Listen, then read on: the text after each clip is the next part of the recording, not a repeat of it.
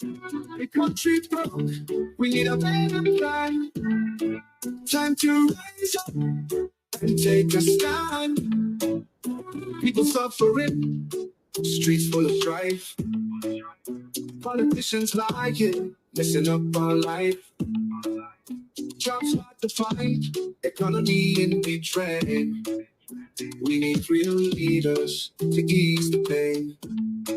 Dominic going up, we can't sell out no more. What's the criminal locking up the door? The country broke, we need a better plan. Time to rise up and take a stand. We got the beauty, we got the land. Time to use our resources and make a stand. Tourism and culture, the heart of the place. Let's build a future for the next generation's face. Dominic away, but we cancel out no more. What's the criminal blocking up the door? The country broke, we need a better plan. Time to rise up and take a stand. From the mountains high to the rivers deep, we got the potential, no need to weep. Education and health need to get strong. Let's unite together and right the wrong. Dominic wakes up, we can't sell out no more. Back goes the criminal blocking up the door. The country broke, we need a better plan. Time to rise up and take a stand. Dominic, time to see. We got the power for unity. No more selling out. So good evening. Good evening to you in Radio Land and on internet at home and abroad. Thank you so much for choosing Q95. You heard the song. It's Dominica. It's time to wake up, time to take a stand. All right. So this is the Global View on Q, and a very, very warm welcome to all of our Q family listeners at home and globally. I'm Sheridan Gregoire, Mr. G.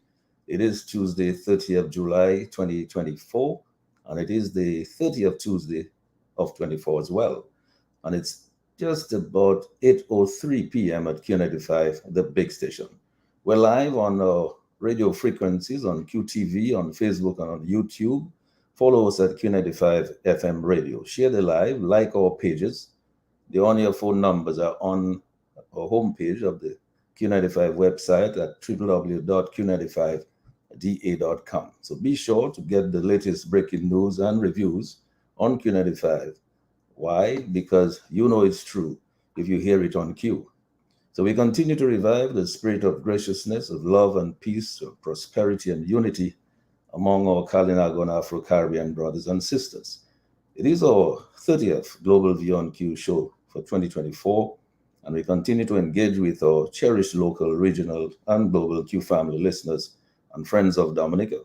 Our distinguished guests tonight are esteemed, and I say esteemed, historic Kalinago Chief Annette Thomas Sanford, Justice Dr. Irving Andre, and UWP Team Dominica leader and financial economist, Dr. Thompson Fontaine. So we're going to talk about the urgency of people's power to drive the way forward for Dominica. We'll tell you why we need a major display of people's power now.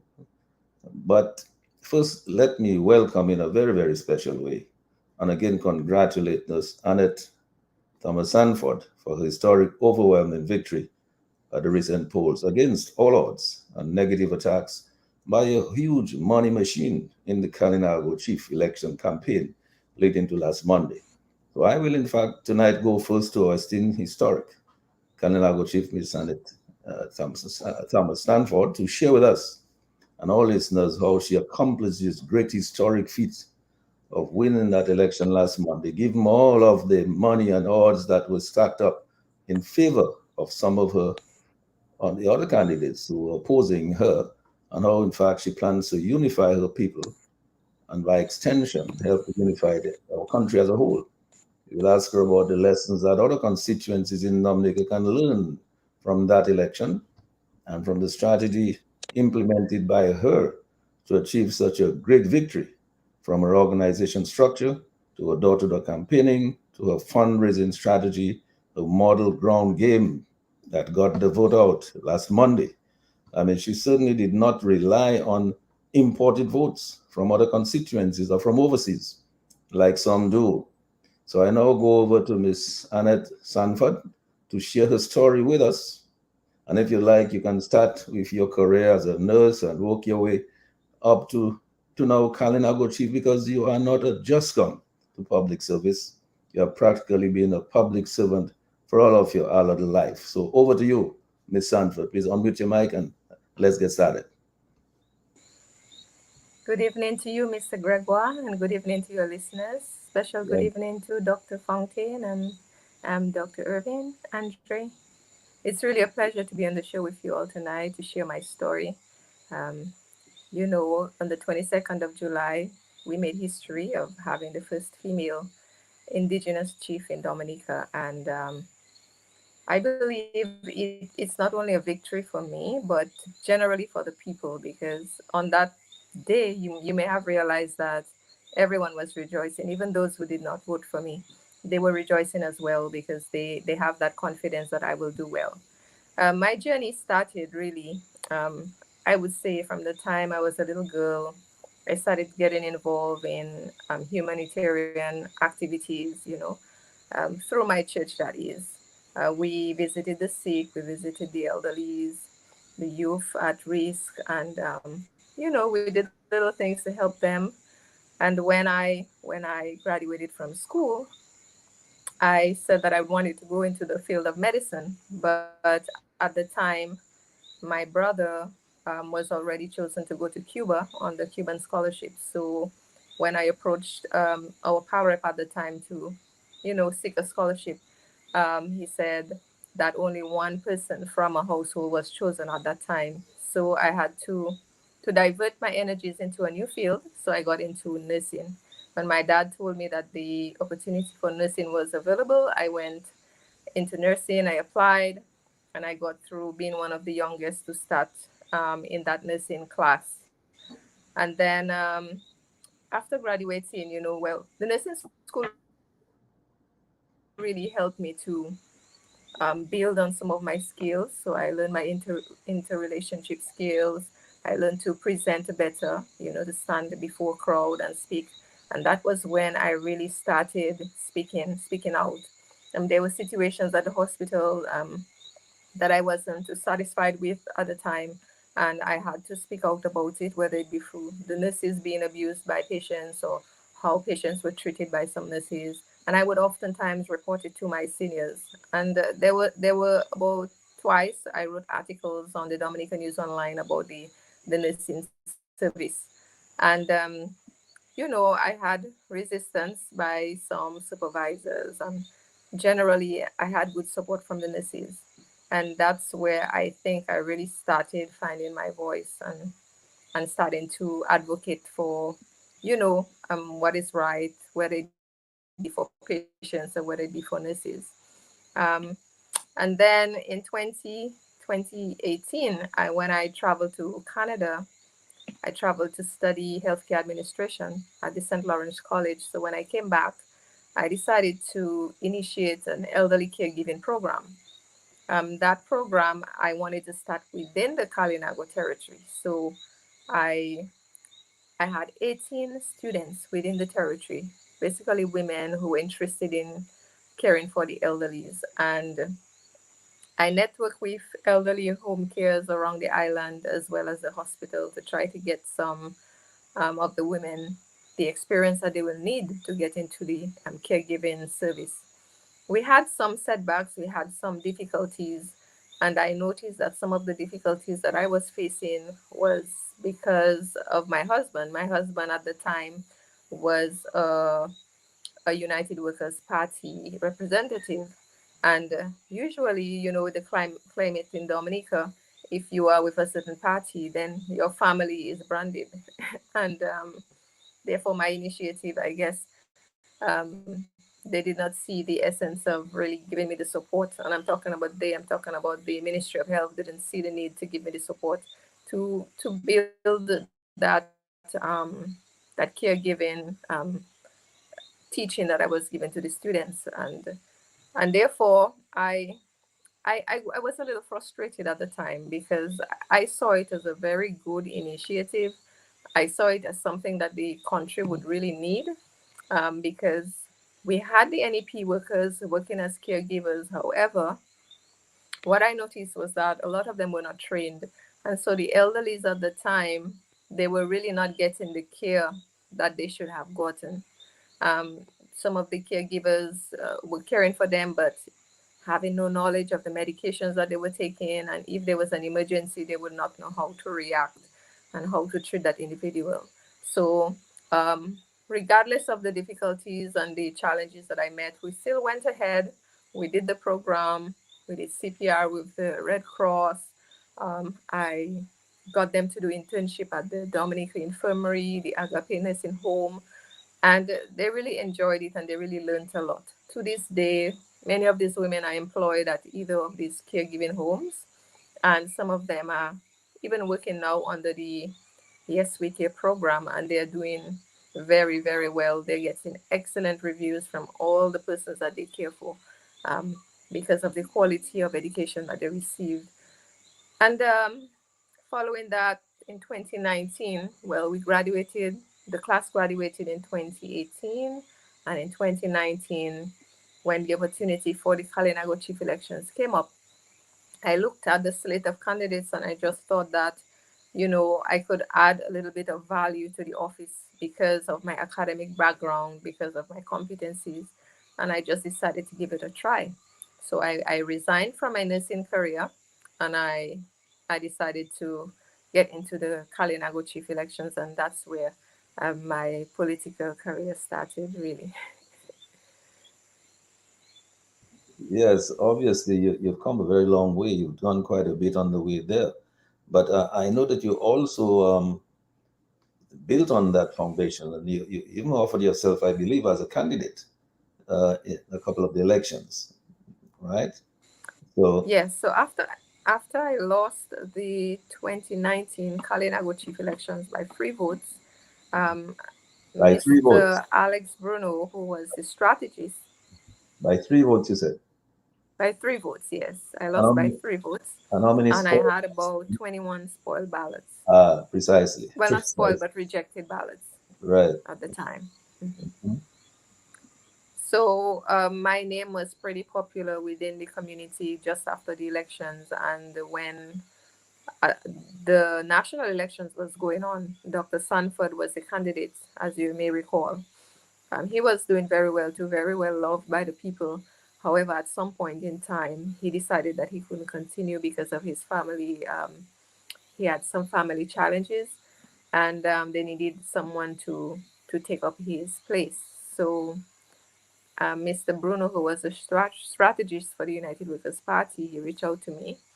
And I remember telling him no, that I wouldn't do it. And then Joshua Francis reached out to me, who was at the time, he was the deputy at the time. And, he really spoke to me, and I consented to meet with the other party candidates to discuss it. And I went in, I had a discussion with Mr. Linton and Mr. Baptiste. And I did tell them that I would think about it and discuss it with my family. And during that time, between that conversation with them and my thinking about it, I was approached by, as you know, one of the Dominica Labour Party representative. Well, not a representative, but he worked for the Dominica Labour Party. And, they proposed to me that maybe I should not run for the the national elections. And I was a little curious because, everybody in Dominica is talking about how the other side is not fair and how they tend to bribe people and all of that. And I never really believed it to a certain extent. So I really wanted to experience what it was like. And I just decided, maybe I need to find out some information and really see.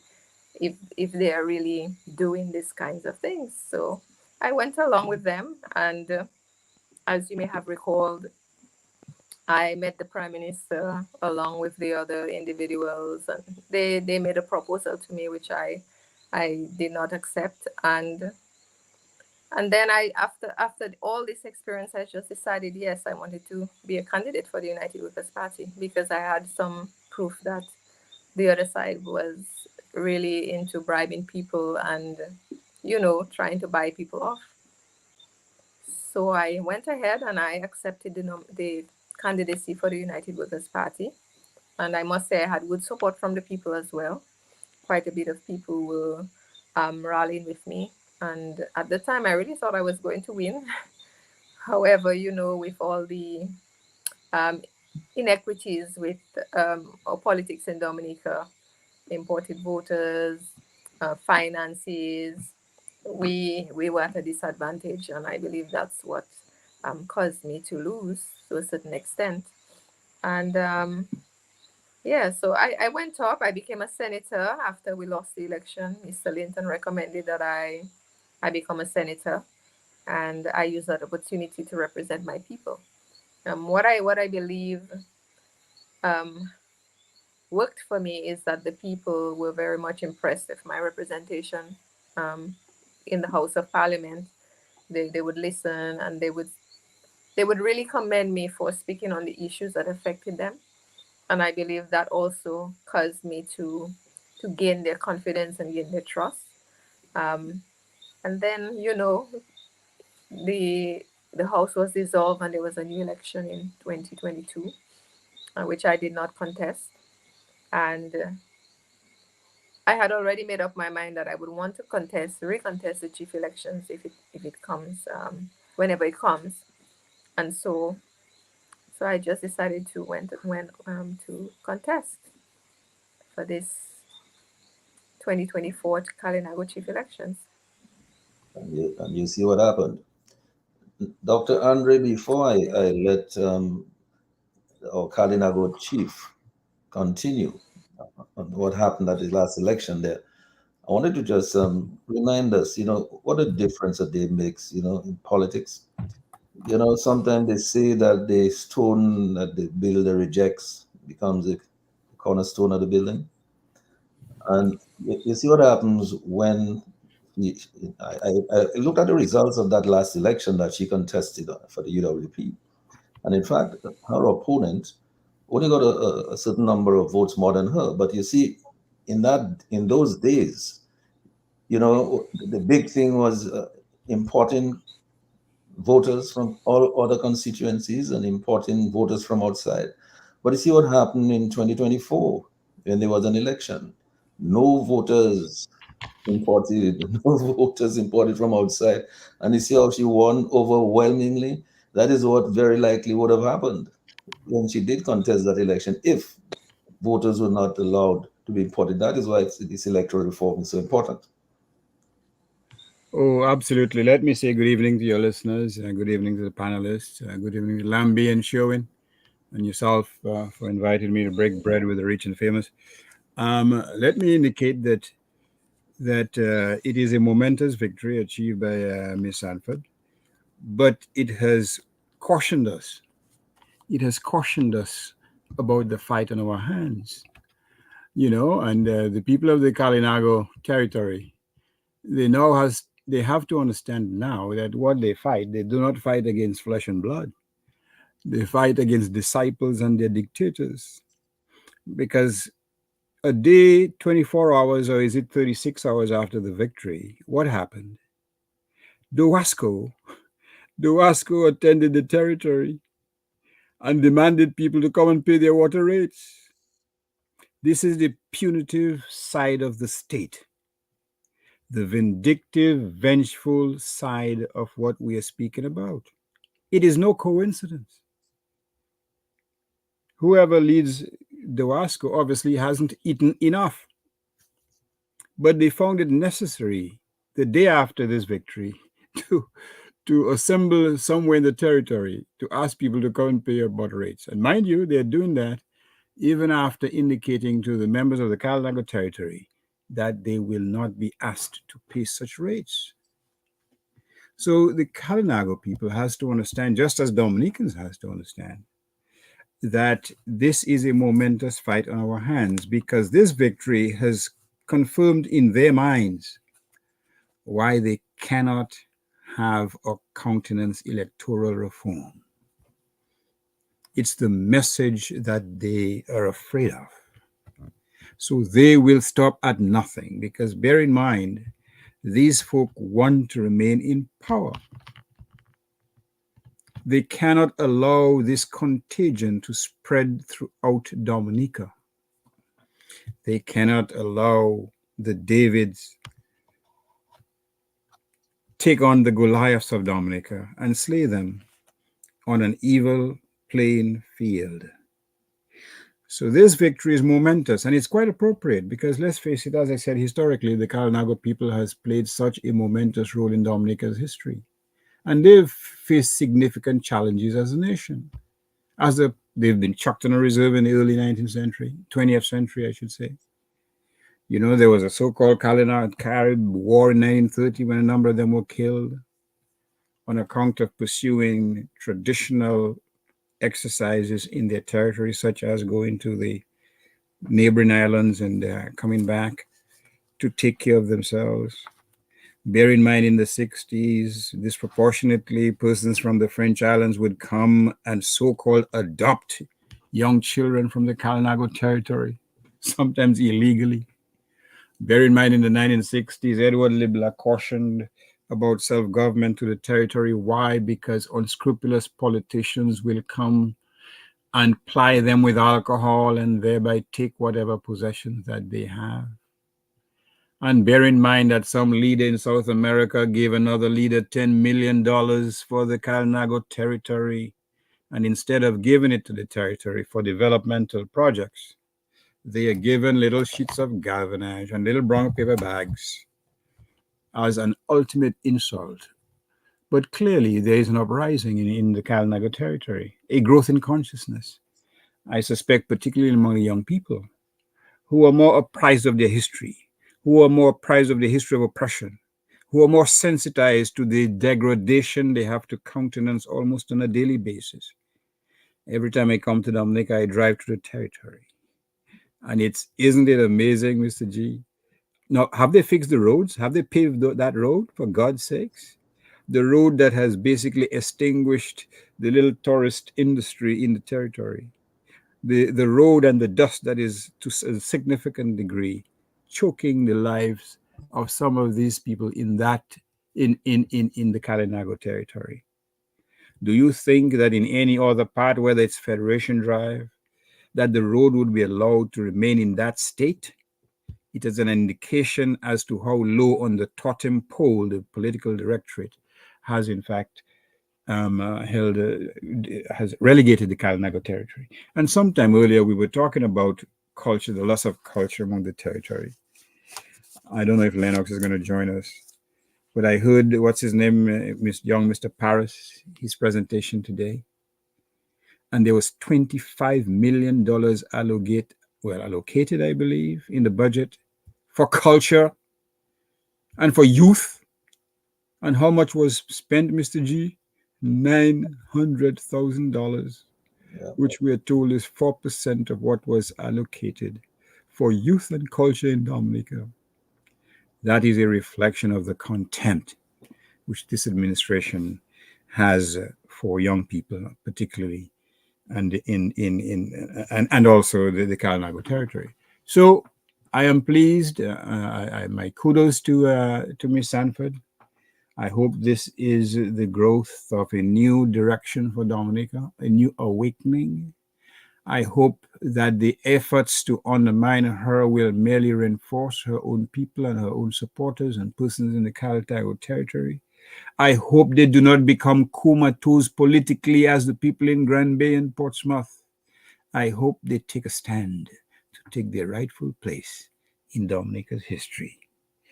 And so if I wax poetic this evening, is because I take solace in the fact that at least there are glimpses of a future that we can behold, and we can say with with confidence that we are not doomed to remain in this state of oppression and perdition, but that some of our own people will be the agents of their own redemption. So thank you very much. Well, certainly, Dr. Andre, we can say in this particular case, at this moment in our history, that the people of the Kalinago territory have taken the lead.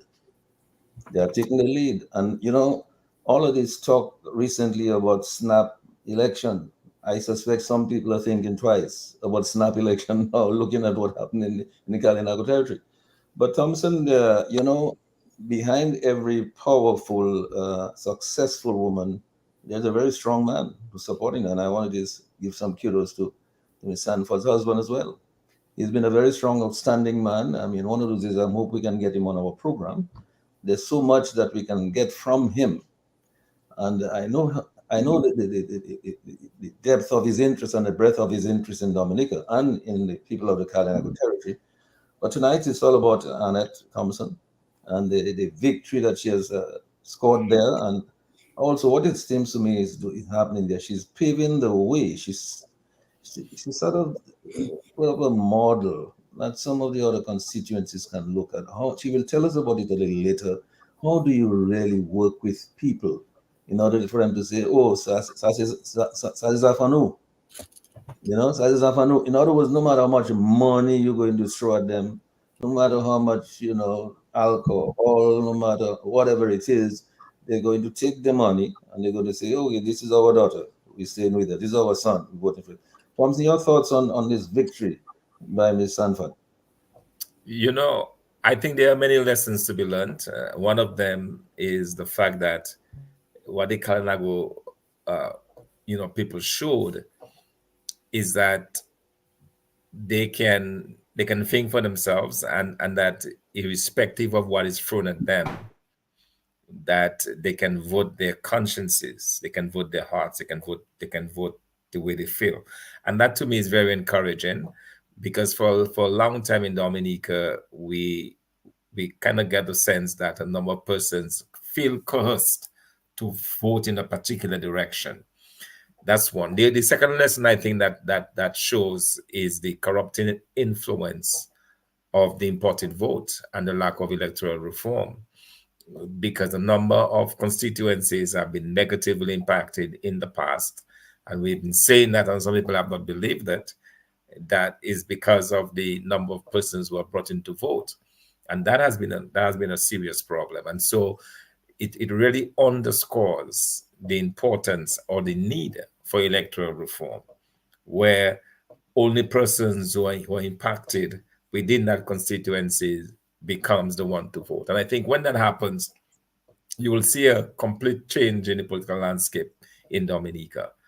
So I believe that the tremendous victory that Annette experienced, of course, a lot of it has to do with her and as you said, the model that was employed, the work that she put in and her team put in, but also it shows that there is a certain undercurrent within Dominica that is people are saying really that they are fed up. I think the message of this election is that people are fed up with the administration. Although it was not a political election per se, but Annette, I believe, as the most recent candidate for the constituency, represents the United Workers' Party in that sense. I mean, she's in the last election in 2019, she was a representative. So in a way, it mirrors the national politics, and I think that there are important lessons to learn for us as a party. It also points to the need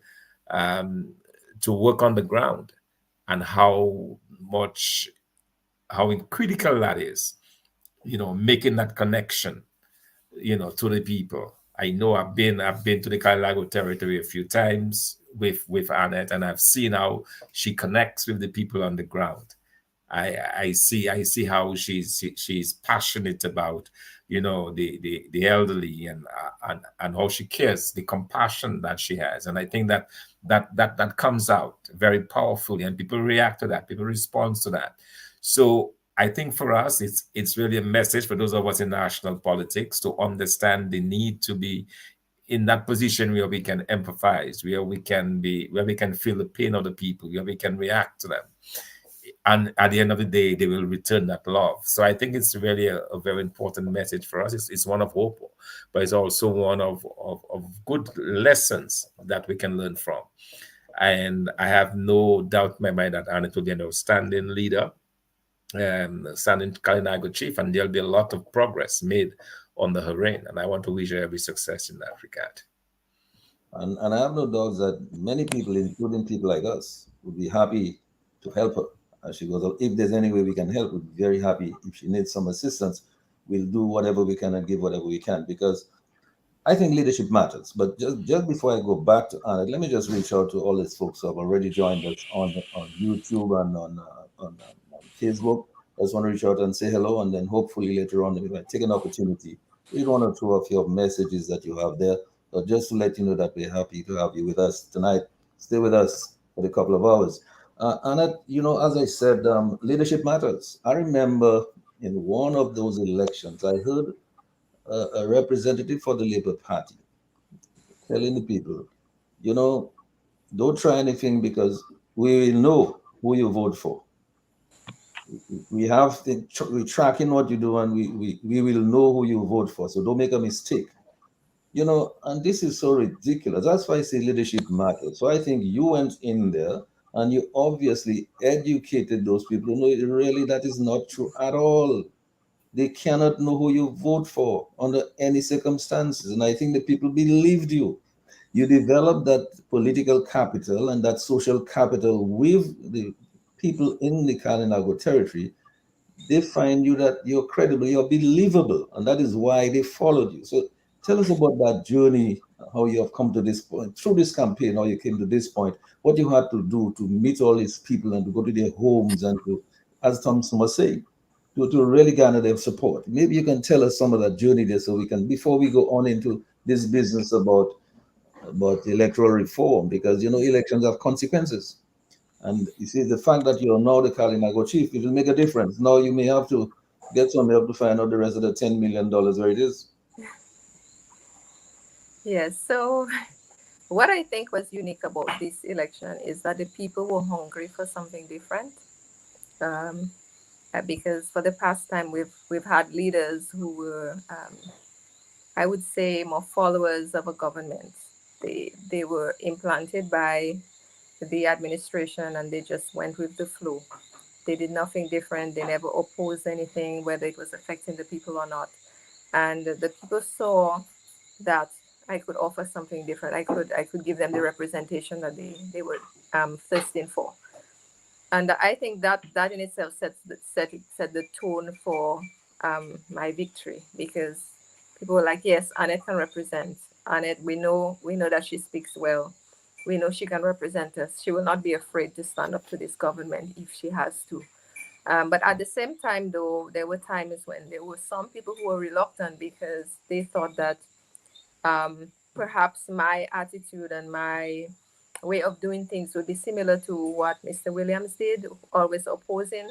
And so I had to make it clear to them that, hey, there will be times when I will have to work with the government, but of course, there will also be times when I may not have to do exactly what they say, and I will need to stand up, but I will need your support. When I started the campaign, one of the things that stood out was a very close friend of mine came to me and said, Annette, there was a meeting. There was a meeting within the Labour camp, and they endorsed one of the candidates, and that candidate is going to be their candidate. Therefore, you have to prepare yourselves, because a lot of resources are going to be invested into that individual, and it may become a challenge. However, because of the work that I have done in the community, like Dr. Fonkin said, I have done numerous projects within the territory, both as a senator and also through my NGO. So over the years, for example, I did the Grade 6 Empowerment Program, where we reach out to all of the schools in the community, and we offered an opportunity for students in the grade 6 class to do extra lessons. And we know the challenges with students staying back to do extra lessons. One of the challenges that some of them don't have food to stay back. So we had to give them the snacks. Also, some of them live very far. So we offered transportation. Some of them didn't have school books. So we had to network to get the school books to the students. And this went to all students. There was like no discrimination, whether you were Laborite, whether you were United Workers Party supporter, each child got the attention that they needed. And so in doing that program, I got to develop a bond with the students as well as with the parents. Um, Additionally, for my NGO, we did other programs, for example, like the gender-based violence program that we just had, where we offered education to women who were deprived of an education at early ages of their lives. So we gave them the opportunity to do their CXCs over. And that in itself, helped them to gain confidence in me and to at least let them see that, hey, Annette, you are not yet elected into an office. However, you are still working on our behalf. And that in itself gave me an edge over the other candidates. So a lot of the programs that I've done, the farmers, the beekeeping project, the apiculture project with the farmers, giving them the equipment they need, getting the bees for them, and now the construction of the processing facility. All this that I was able to do without the support of the government made the people realize, hey, we can do things without having to depend so much on the government. And I believe that if Annette was able to do it, when she wasn't elected, I believe that we should give an opportunity for her to do more on our behalf. So definitely being on the ground, meeting the people, knocking on their doors, asking them for the vote is very, very important. Because even throughout my campaign, I never took it for granted that I was well known. I never took it for granted that I was going to win. I still had to make the time to ensure that I go to people's homes and ask them for their vote. And that was very, very important because even my supporters were like waiting and asking, okay, Annette, are you coming to see me, or they send me a message? When are you coming to see me? Because they want to have that conversation. They want to speak to you. They want you to listen to them, to listen to some of their concerns. And that is, I believe, key to winning any election. Once you're able to have that bond with people, be on the ground, listen to them, interact with them, that definitely will give you an edge over any other candidate. And in spite of the funds that maybe the other candidates had, they were able to go to bars and maybe just dish out drinks, something that maybe I couldn't afford to do. It really didn't affect the people so much. The guys would drink, and then when the individual left, say, hey, okay, well, I'll enjoy your drinks, but I'm still not going to vote for you. Because of the confidence that they had already built, and they already saw that I would have been the better candidate. So to me, right now, the way I see things in Dominica on a whole, a lot of people are not satisfied with the current situation as is. However, there has to be some level of confidence in you as a candidate. The people has to get that opportunity to interact with you, and you have to be on the ground to be able to gain their trust and their support. Dr. Andre, I just wanted to remark on this. Isn't that remarkable? If you listen to the things that Ms. Annette Sanford has told us in a few minutes, she told us all those things. Uh, that is why I kept saying, this is a model that can be emulated in many other constituencies. Every constituency is unique. The people are different. They have their own uniqueness. But what she's saying applies. And it worked. Here's what she says. First of all, she's in the opposition. She's not in the government. She doesn't have largesse of resources and so on. But she's with the people. Right? She formed an NGO. She offered the people training. And those who didn't have transport, she let them transport. Those who didn't have food, she found a way to help them with some food.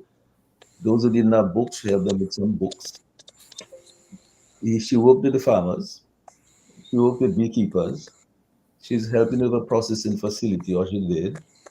But the most important thing is that she bonded with the people. She bonded with the people. Even her supporters tell you must come to see me. Why? Because they want to see her. Anytime people want to see you, that's a good thing. If they don't want to see you, it's not such a good thing. Your thoughts on all of that, and whether in fact this looks to me like a model that can be emulated with working on the ground in other constituencies. Very true. But again, in my view, it should be self-evident. I mean, it has often been said that without a ground game, then quite frankly, you will not get the attention and loyalty of the people that you're trying to reach. All politics is local.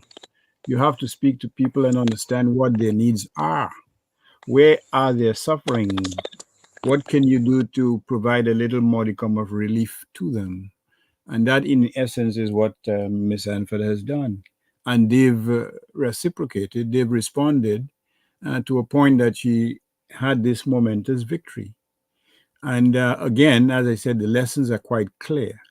You do not need some political sugar daddy to give you tens of thousands of dollars to prosecute your case against the political directorate. All you need is a collective effort, as another strong woman in the States, Kamala, endorsing or enticing or trying to get people to donate to a cause which speaks to their own redemption and their own freedom. Let's get it clear, right? Their own freedom. You're offering them hope that things can change, and within themselves rest the power to change. And that is the type of program that we need in Dominica to make significant inroads into what's been happening over the last 3 or 4 electoral cycles. We know what the problem is. Now, some of the people on the other side preach hypocritically, in my respectful view, about, it's superior campaign strategy and all this nonsense. No, it's superior theft. Theft by importing hundreds of voters in blatant violation of Dominica's current electoral laws to vote in strategic constituencies where the opposition has the balance of power or the opposition has an edge. And once you get rid of that, and once you sensitize your people, once you make them take their future into their own hands, then the result is exactly what you've experienced in the territory. And as I said, it's quite appropriate that you had that victory in the territory, because it's almost like a beacon. They stand, or they are a symbol of the history of manipulation, of exploitation that we've experienced. Initially by the colonial masters, but in the last 25 years by your own family. And Ms. Sanford probably knows much better than I that there's been serious allegations of at least one chief, probably more than one, becoming unjustly enriched by monies from the political directorate at the expense of our own people. Because again, the point is, where is that promise? Has there been a fulfillment of the promise that persons in the territory will not pay any water? That which is so abundant in Dominica. And the very next day after the elections, Doasco, for God's sakes, is visited the territory to collect outstanding water rates. Isn't that coincidence? Huh? Is that coincidence?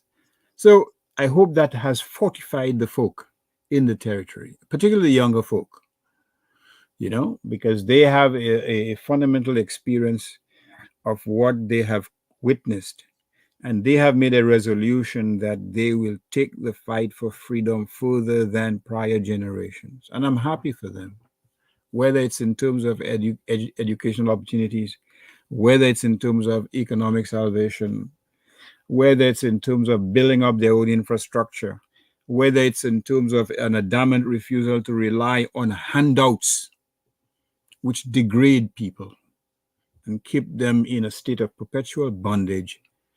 I hope at least the younger generation has come to that realization that there is power in their hands, as epitomized by this wonderful victory of Miss Hanford. So this is great news. And I hope in various parts of Dominica, there are discussions going on. What can we do to help ourselves? What can we do to break those chains, which unfortunately have been reinforced by pious pronouncements from persons of the cloth? And anyway, let's not go into that part of the discussion. But again, as I said, we are at that juncture in our history where we need a change. We need an island-wide realization that we are the agent and instruments of that change, and that we are not too proud to take inspiration from the humble, polite, and poor people of the Kalinago territory. So that's my piece. Yes, of course. I don't know how much longer Annette might be able to stay with us. I hope she can stay with us throughout, but I don't know whether she can. But what I want to do, I want to give the people an opportunity to, if you want to make a call and say hello and congratulate Annette and say a few words to her of encouragement and support, that'd be great. So before I go to Thompson Lambie, I just wanted to give out the numbers and let the people know they can make a call, and then we'll just keep going until they get calls coming. As soon as you get a call, just raise your hand, we'll take it. The Global View and Q, the numbers to contact us are as follow: 449-3095, 449-3096, 449-3097, 616-4257, all local numbers, and the overseas or international number is 305-432-9624. Let me run those numbers again. 449-3095, 449-3096, 449-3097, 616-4257, and 305-432-9624. Back to you, Mr. G. Yeah, so if you get a call, you just raise your hand, Lambie, and we'll take it. Just before I go over to you, Thomas, let me just read at least one comment from our Facebook friends. One comment is that people will develop a relationship and vote for who they are seeing. So that is very important. And so that is what I think Annette was telling to us. That's a lesson we have to learn from that. You have to be on the ground. You have to bond with the people. You have to go visit them. Thompson, your further thoughts on what we've been hearing from Annette so far on this historic victory? You need to unmute your mic. Huh? Yes, certainly. It is clear that, as I indicated before, that the people of Dominica, I would use the word fed up with the current situation. I mean, after all, we have a country that has not really worked for us. I mean, look at how long, for example, the Kalinago, people have suffered with this dust. I mean, you wouldn't believe the amount of dust and you have to worry about persons who probably suffer from asthma and other conditions like that. That situation has existed for many, probably 3-4 years, and you wonder why it has taken so long to get this road paved up and fixed up. You wonder why it is that the government has not done more to alleviate the plight of the Kalinago people. That trade that was there before was almost completely wiped out. The fact that the Kalinago people could sell their craft, could sell their agricultural produce and so on through passing motorists or even tourists coming to the village, that has been non-existent for the past several months. And you see a complete lack of interest displayed by this administration in the affairs of the Kalinago territory. Similarly, you see that in the rest of Dominica. If you look at the budgets, for example, you talked earlier about the amount of money that goes towards the budget. But I suspect even in the case where they made an appropriation of 20 million and they only used 900,000, it is very likely that's the amount of money that was given, because this government has the habit of what we call over budgeting. They want to talk about $1 billion budget, so they just put stuff in there without the money to back it up. and probably at the end of the day they have to cut back, and I suspect that's what's going on, and we'll probably talk about that later. So it is extremely encouraging to see that the Dominican Republic are prepared to send that message to government that they're not happy with the state of affairs, they're not happy with what's going on in the country, and that change has to come. And I think that to me is extremely encouraging.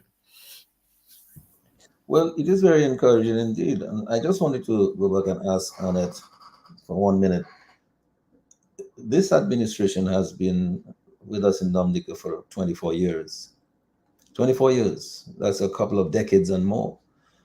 In terms of when you look back at the Kalinago territory and see what has been accomplished, what has been done, what has been delivered to the people of the community over the last 24 years, what would you say? I mean, how would you evaluate that to see, in fact, in terms of performance and productivity and deliverables to the people? Have the people's lives changed in any very meaningful way over those 24 years? Are there more jobs? Are there more foreign earnings coming from some of the stuff that they're producing? Are they getting more markets? Do you see them looking like they're growing well? Do you see a middle class over there expanding or developing and expanding there? People are looking and growing well. Do you see any of that? Any evidence of that? Well, currently, no, as the Kalinago territory is similar to many of the other communities across Dominica. Just as the people are struggling, to survive every day, to make a living every day. That's how the Kalinago people are. But maybe a little more difficult for us because of our land issue. As you know, the Kalinago people cannot go to a bank with their land titles and get access to loans. So it may be a little more difficult for us, and the livelihoods of the people, we really need to improve that a lot more. So on a scale of 1 to 10 in terms of development, I would say development through the government projects would be maybe about 4, because they have provided housing, which is very good. After Hurricane Maria, there were quite a bit of homes that were destroyed. Some of these people have gotten new homes. But then what about jobs? Our people need jobs, especially our young people. Currently, there are quite a bit of youth on the streets, getting into drugs, getting into alcohol, because there's no form of employment for them. And then our agriculture sector is basically dead. A lot of abandoned lands hardly get markets for farmers. We're not so much into the processing. And the few businesses around, for example, like the Cassava Bakery, um, that is functioning in the territory, they're still having struggles, they're still having challenges, they're not able to operate to their fullest potential due to lack of equipment, lack of support. So we have a long way to go, and the current administration hasn't invested a lot into ensuring that we thrive as a And can I just interrupt you just 1 second, Andy? Let's take a call, Andy. Good evening, caller. Thanks for joining us. Please go ahead. Good evening. We're not hearing the caller. If the caller is on, we're not hearing him, Lambi. So you need to either connect us so that we can hear him, or we may have to move on. All right. yes. So it's the caller there. All right. So try to get the problem rectified, and then we'll come back to you as soon as you have another call, Lambi. So maybe Sherwin can help or something like that. But I wanted you to continue. As you continue, I wanted you to also go back and make reference to something you said a little earlier, which is about the assistance you're giving to some people in processing, because that to me is key in terms of adding value to some of the local natural resources. What would you like me to do to elaborate on it? Yeah, you just go ahead and talk. Feel free to talk about it if you like, because I think that's important in terms of the work that you've been doing. Okay. Yeah, but before I continue, I just want to say, there's a lot that we need to do. When we look at the culture of the Kalinago territory, every year we've been having Kalinago Week. Every year we've had celebrations like the Miss Kalinago show. And when we attend this show, the quality of the show is not at its best because they do not get the support. And these are cultural activities, I believe, that's essential for the Kalinago people to thrive, make some money, earn a little income during those times. So going forward, I'm hoping that more investments can be made into culture for the indigenous people, agriculture, also education, and all of that. Um, for me, I've been doing a lot of projects, as I told you before. The last project that we ran with the women, it was through the Canada Fund for Local Initiatives with the Government of Canada. And actually, our project became the spotlight project of the Caribbean because they were so impressed with the work that we did. And they have offered to give us another grant opportunity to do that project over. So we'll be doing a rerun of this project from September. So we'll be engaging a lot more women. And in this project, the tiny difference is going to be we're going to involve some of the males. So we'll be doing males and females in the upcoming project. So the project will entail doing CXC subjects for those who drop out of school early for whatever reason, whether it be neglect, whether it be lack of opportunities, lack of funds, or whether it be through abuse or um, teenage pregnancy. We'll be encouraging individuals to apply. You will get an opportunity to do your sixes over. We will have tutors who will train you for the entire year, do extra lessons with you, and ensure that you are ready to do the CXC exam next year. Additionally, we'll be doing skills training for the males, looking at things like tiling, woodwork, you know, to engage the young men, to get them off the streets so that they can prepare themselves to at least get into some business, entrepreneurship, and so on. So I'm looking forward to this project, which will start soon. And I'm hoping that a lot of the Kalinago people listening will spread the word. We'll be having a rerun of this project come September. Let's take a call before we move on because I want to engage you a little bit more on that. Lambi, let's take a call. Good evening, caller. Please go ahead.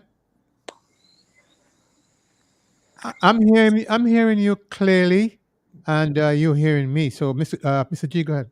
Uh, we're not Go ahead. we're, we're not hearing the caller.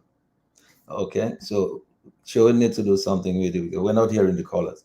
Okay, so let me just go ahead with and you let me know when we'll be able to hear the caller because we wouldn't know what they're saying unless we hear them.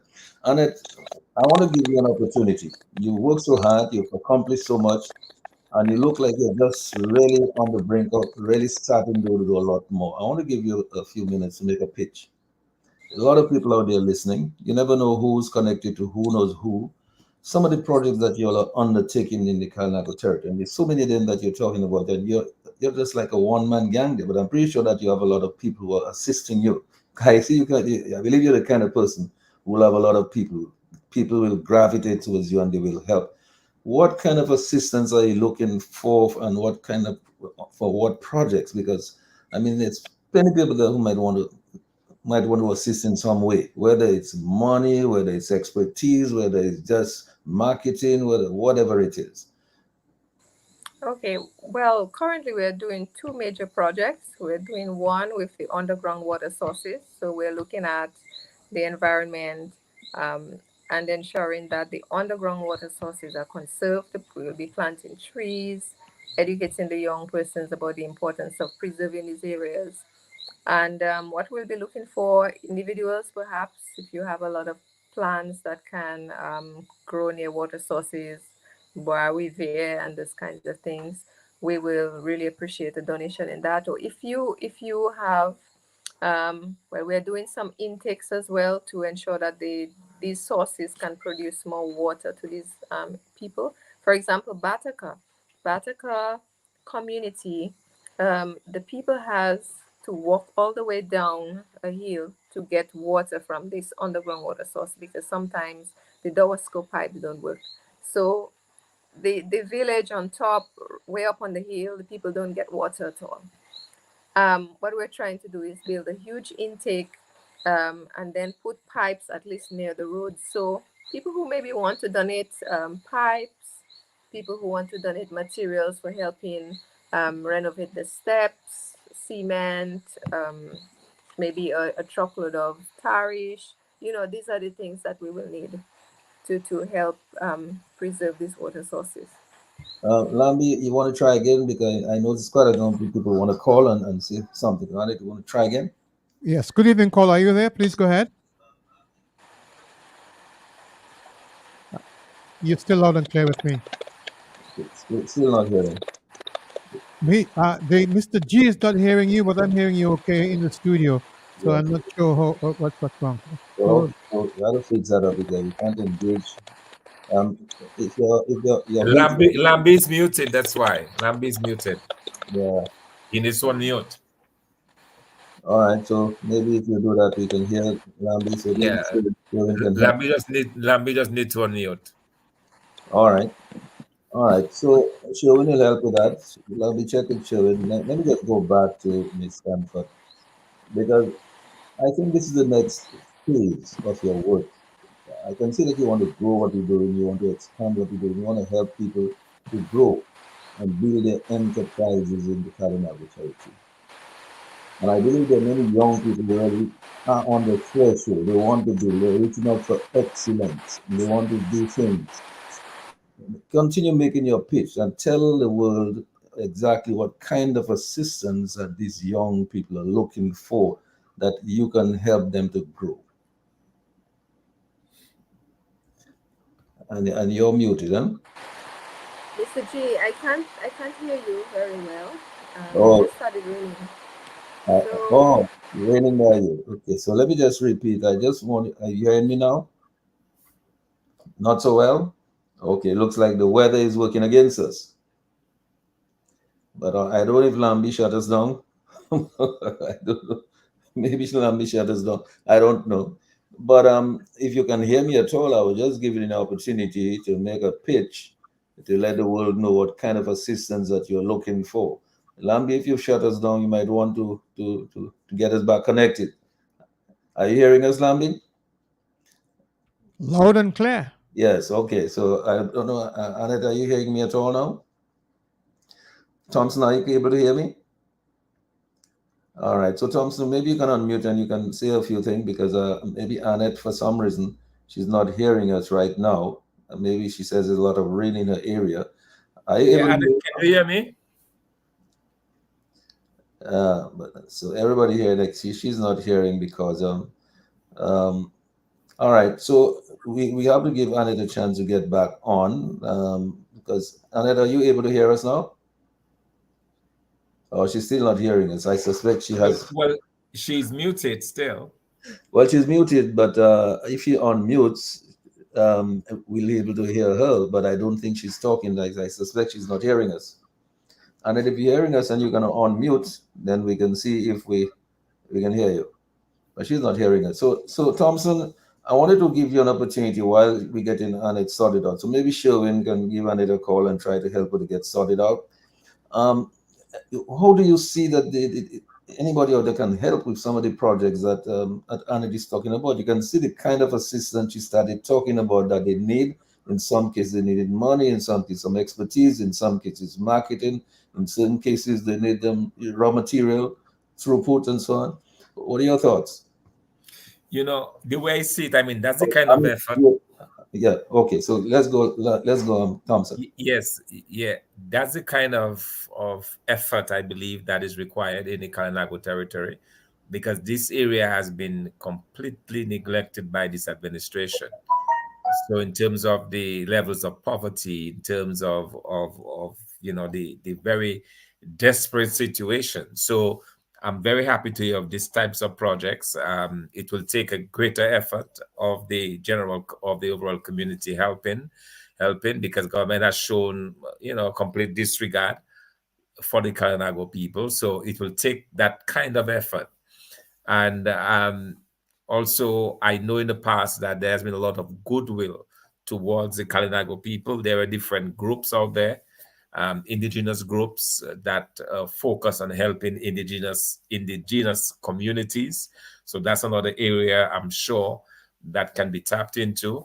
There are different groups like that I know in the United States, and we are working on seeing how we can make that connection, because I believe that there is a tremendous amount of goodwill towards the Kalinago people, given their history, given their profound influence that they've had on Dominica's history. And certainly there are ways that these things can be tapped into. So it's something that I'm very much encouraged to hear. I would like to really encourage persons who are listening to the program tonight to reach out, to see how they can reach out, and maybe Annette will give a number or contact information how persons out there can actually reach out and help in different ways. And others might have other ideas as well on how they can assist further.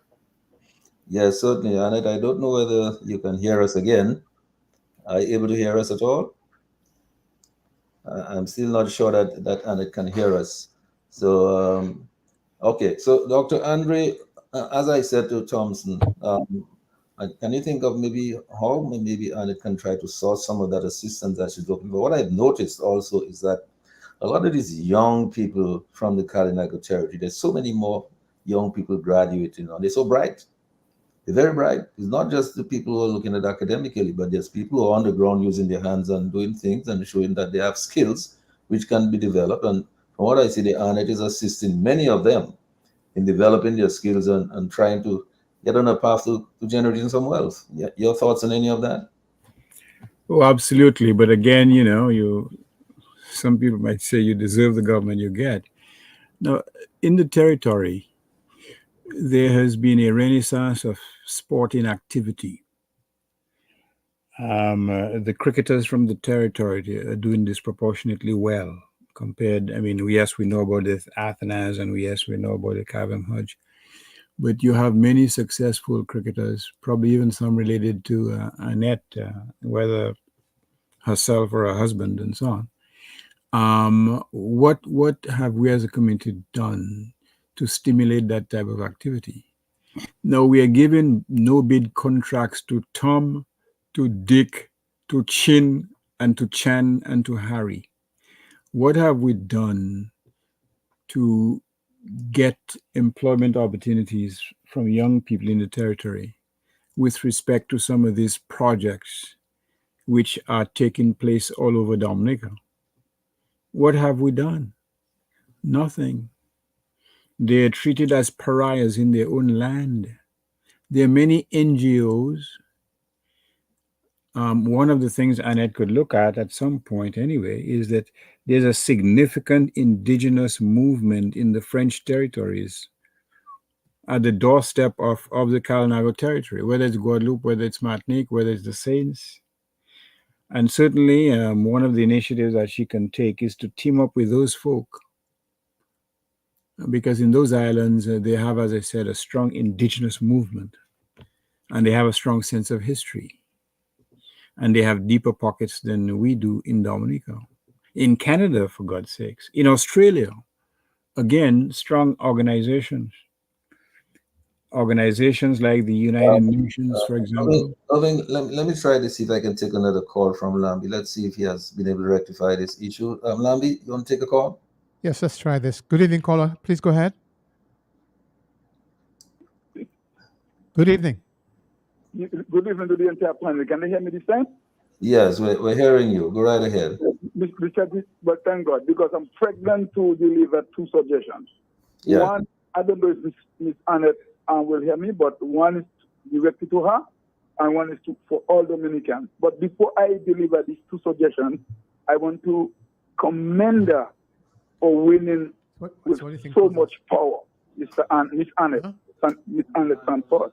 No, my suggestion tonight, right, is to ask all Dominicans, suggesting that all Dominicans would take a day, designate a day to go to the Caribbean territory to say thank you to all the indigenous people in the Caribbean territory. Or if I have to pay a bus, if I can do it, I will do it. All Dominicans go there one day and just say thank you to the people. Now, the other suggestion is that I'm suggesting to Mrs. Sanford that the amount of money that was given to the Caribbean territory by Mr. Chavez, I am suggesting to her, when she gets on that seat, to push hard so the people will get their monies back, This is what I'm suggesting to her specifically. Mr. G, if I may comment very quickly. Sorry, Mr. G, just so you know, Annette can now hear. Okay, excellent. Okay. So, and if you're hearing us, then you might want to just unmute your mic and so let us hear you, and so to see if everything's working again. Yeah, well, she's unmuted. Or she might, well, maybe she's not hearing us. That's why I asked her to unmute, but she's still not hearing us. Yeah, that's unfortunate. Well, she's hearing. She just said that she's good now. So. Oh yeah, she said I'm good. But what I was going to suggest, just to amplify what your last caller said, instead of going to the Kalinago territory and thank the folk, I think what Annette, as mayor, as chief, can contemplate at some point is to assemble a program of initiatives that can be taken by the territory, and programs that can receive assistance from Dominica. Oh, Are you hearing us? Oh, Yes, she's I still am. not hearing. Oh, great, terrific. Yes, okay. yeah. Good. I don't know if you were able to hear some of what we were saying. You're muted. I Yeah. heard some of it, but I didn't hear everything. Right, But I because heard what we were doing is soliciting from, and one fellow had some ideas about how we can get some assistance. Dr. Andy was just also talking about some ways in which you can get some assistance for some of your products. Okay, so maybe, Dr. Andy, you might want to continue. I'm saying some noise from the equipment.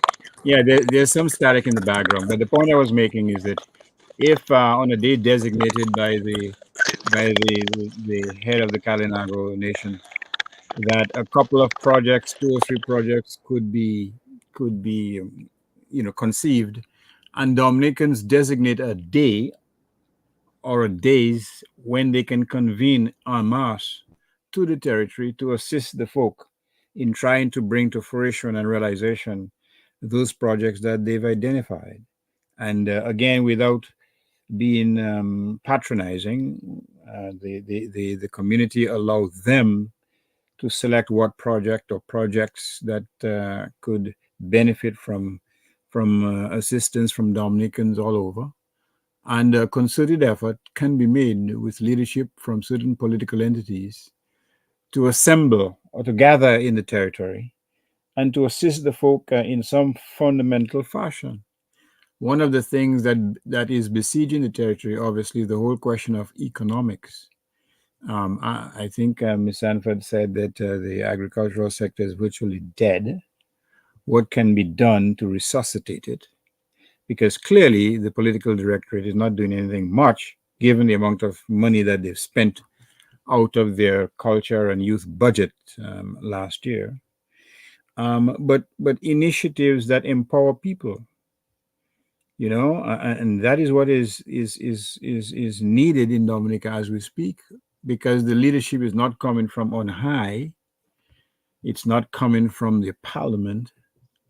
And the people have to seize their future in their own hands. And whatever we can do, whether by way of financing or manpower, Dominicans should make a commitment to assist them in their hour of need, because in helping them, we're helping the island, we're helping ourselves, and we are taking control of our own destiny, as opposed to languishing in an orgy of poverty and alcohol addiction, and all too often these days, drugs and violence.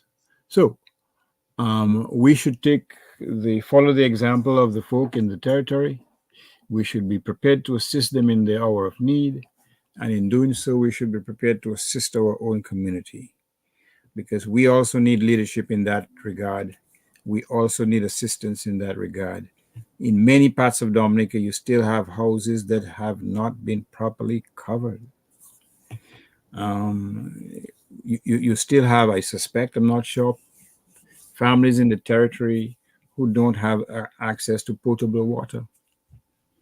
That dust thing, unfortunately, having driven there more than once, whenever I visit Dominica, it's basically sucking the lifeblood of that community.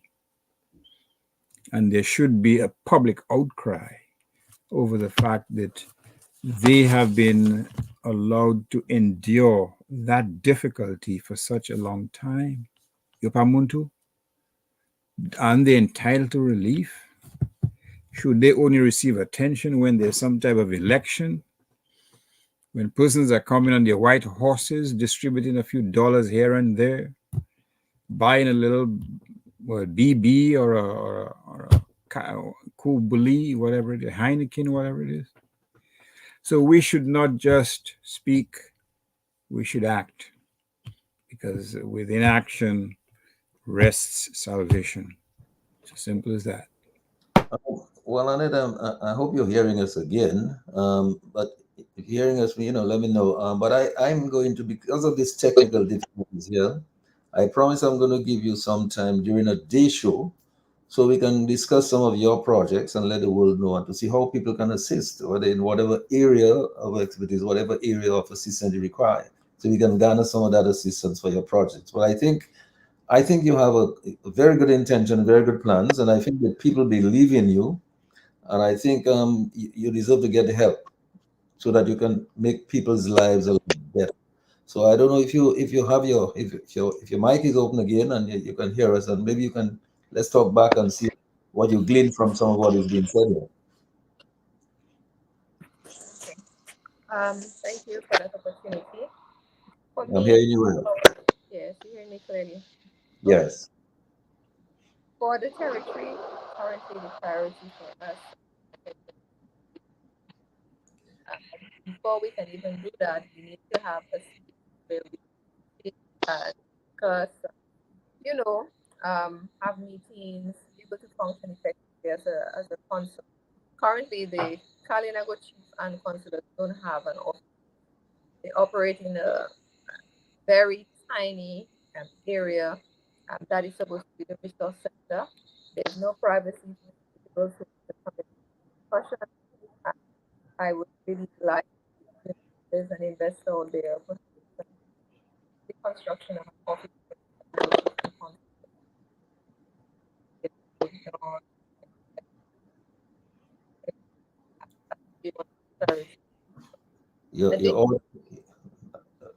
Your audio comes and goes, but let's keep trying. Okay, but you heard what I said about the Kalinago office, right? Yes, I heard some of that. So yes. So I'm saying that currently the Kalinago territory do not have a Kalinago consul office. We don't have an office space where the chief and consul can sit and have meetings. So that is a priority area for us to be able to have an office. After it was devastated by one of the hurricanes, it was never renovated. So going forward, I would really like to see that that building renovated so that the chief and consul can have an office space. Secondly, the need for a financial institution within the territory is a priority. The people would have to travel to Marigot or Castlebrooks to try to save some money or to get a small loan. I'm looking at maybe training individuals from the territory to get to know a little more about financial management, accounting, that kind of thing that will prepare them to be able to manage an institution when we do have one within the territory. Also, we're looking at, educational opportunities for young people. Currently, I've been working with Gabriel Christian on getting some of our students to the US to study. So far, it has been so good. But I'm hoping to network with other individuals if you're overseas and you have links to, the various governments that we can negotiate directly with them to have scholarships for our students. It will avoid them having to climb up the financial center stairs, to ask for a scholarship. We would prefer to have an area within the council where our students will have better access to getting an opportunity to study. And it will be distributed fairly, it will come on a needs basis. The students wouldn't be victimized or discriminated against based on their political affiliation. I'm hoping that everybody, when it is organized within the council, everybody will have a fair opportunity to go to study. So that's what I'm looking at in terms of education. In terms of culture, we need assistance with some of the key activities we have every year. For I know that the Langleys, they're going to have another Miss Natari or Miss Karina show this year, Miss Kalinago show, sorry. And we will definitely need assistance for the girls going to participate. Oftentimes, it's very difficult to get sponsorship for these girls who are going up to this show, and it is one of the main activities highlighted during Kalinago Week. So if there's anybody out there who can, offer some sponsorship to ensure that this show is successful, we would appreciate it. The venue that they have this show don't have a bathroom, a toilet facility. So I'm hoping that, we can get some support to at least have a bathroom facility to host such a huge show. Because during that time, we have a lot of people coming in from the other communities. And when you want to use a washroom, you just have nowhere to go. So if we can get the area set up, to have a little washroom, so that during these events, people will not feel uncomfortable in any way, we would appreciate that. Also, in terms of the fisher folks, any equipments that will assist any of our fishermen in the area, we would really appreciate it. I know during the budget presentation, the Minister of Finance spoke about someone who will be constructing a few boats. I'm hoping that we will benefit from it. But if there's anybody out there who can donate a boat, can supply some equipment to the fishermen in the area to help them boost their production, we would really appreciate that. Also farming equipments to help our farmers, like the tiller to till the soil. Can we take just one call? Sorry to interrupt you. Can we take a quick call, Lambi? Good evening, caller. Go ahead, please. Good evening, Lambi, and good evening, Mr. G. How are you doing? I'm good. Chief Stanford, greetings. Good evening. Some greetings also, Dr. Andre. Good evening. Mr. G, Chief Stanford just mentioned earlier something I find that is really, really, really shameful to me. In that the land issue of the Kalinago people are still not resolved. These people should have access to their own land. As a descendant of African, we meet these people here. And you have them on reserve and they cannot even get the land paper to go to the bank and take a loan in 2024. No, that cannot continue. It has to be on the front burner. And I'm calling on Dr. Thompson Fountain tonight to promise on the global view that will be one of the first things on his agenda for the Kalinago people. Promise the Kalinago people tonight that we will look into it and they deserve the rights to own their land and to have titles for the land so they could better their lives. And also to the chief, you have to promise your people that this is a number one issue for you also, to push the government, whichever government that is in power, to resolve this problem. And Dr. Thompson is well familiar with the Sahara people in Africa, and in this 20th century, we can be fighting so hard for liberation, and we have our own people here. And no. We got to fix our business at home. We got to do better than that. Thank you, Mr. G. And thanks a lot for that comment. Let me take one of the call before I go to let you answer, Thompson. Let's go ahead, Lambi. Good evening, caller. Thanks Hello. for being there. Go ahead, please. Yes, good evening to the panel. Good evening. Yes, and I think the chief is in the house as well. He's on the panel. Yes, good evening, chief. And let me, of course, this is El Bruno here. Let me, of course, express my gratitude and appreciation and excitement and joy to you, and how proud I am and how excited I am for your tremendous achievements and hard work.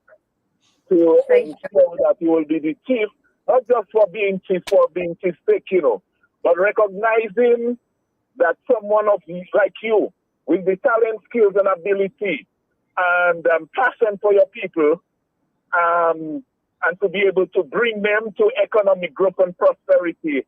I think God has blessed the people of the Kalinago, and with you, and I want to thank you. I want to just thank the entire Kalinago people, and they make me proud, and they make me feel, yes, that the work that I'm doing socially, and as a social activist, and going all about and speaking with people and meeting people from different walks, I want to applaud them. However, Mr. G, I just coming from Dublin, and I was with a huge crowd of people, and it is amazing how people are really following what is happening. But unfortunately, they are not getting cue via the radio. So during that time and the conversation, they were asking how they can get that about. So I dialed once and I said, oh, but by the way, Mr. G is on Q95, Global View tonight. Let's see if we get him so we can talk directly to him. But however, we did not get through. So the people expressed their concern, and Q95 is a medicine to the people of Dominica.